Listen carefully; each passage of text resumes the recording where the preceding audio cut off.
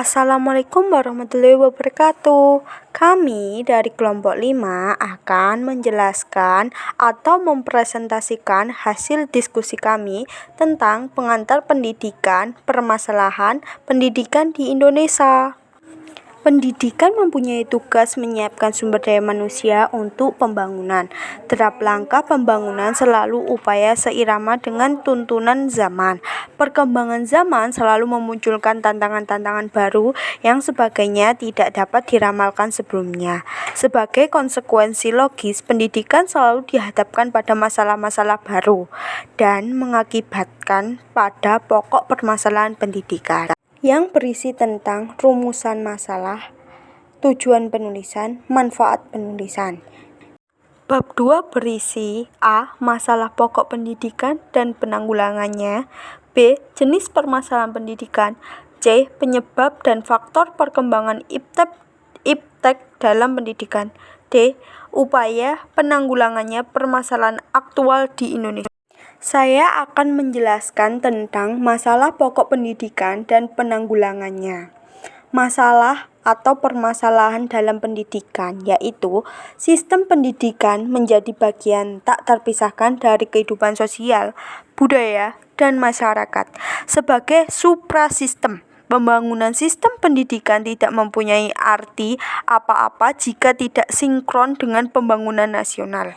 Kaitannya yang erat antara bidang pendidikan sebagai sistem dengan sistem sosial budaya sebagai suprasistem tersebut dinamakan sistem pendidikan menjadi bagian yang menciptakan kondisi sedemikian rupa sehingga permasalahan sistem pendidikan itu menjadi sangat kompleks. Berdasarkan kenyataannya, maka penanggulangan masalah pendidikan juga sangat kompleks, menyangkut banyak komponen dan melibatkan banyak pihak.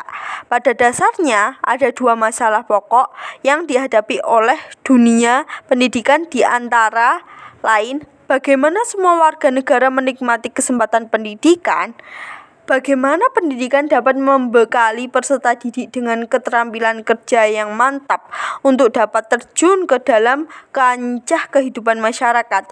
Yang pertama mengenai masalah pemetaan, dan yang kedua adalah masalah mutu, relevansi, dan juga efisiensi pendidikan. B. Jenis permasalahan pendidikan, masalah pemerataan pendidikan, masalah mutu pendidikan, masalah efisiensi pendidikan, masalah relevansi pendidikan. Saya akan melanjutkan penjelasan tentang C. Penyebab dan faktor perkembangan iptek dalam pendidikan. IP, ilmu pengetahuan. Berkembangnya IP atau sains, apakah bidang sosial, ekonomi, hukum, pertanian, dan sebagainya jelas membawa masalah dalam bidang pendidikan. Misalnya, materi atau pengajian yang terdapat dari kurikulum sudah harus diubah atau disesuaikan. Teknologi. Perkembangan teknologi, misalnya teknologi baru yang digunakan dalam suatu proses produksi, akan menimbulkan kondisi ekonomi sosial baru. Seni. Aktivitas kesenian mempunyai andil yang cukup besar dalam membentuk manusia Indonesia seutuhnya. Secara khusus, kesenian dapat mengembangkan dominan atau aspek afektif dari peserta didik. Laju pertumbuhan penduduk. Laju pertumbuhan penduduk yang pesat akan menyebabkan berkembangnya masalah pendidikan, misalnya masalah pemerataan. Dengan pertumbuhan penduduk yang pesat, maka jumlah anak usia sekolah akan semakin besar atau banyak. Aspirasi masyarakat. Kecenderungan aspirasi masyarakat semakin meningkat dari tahun ke tahun sudah terlihat.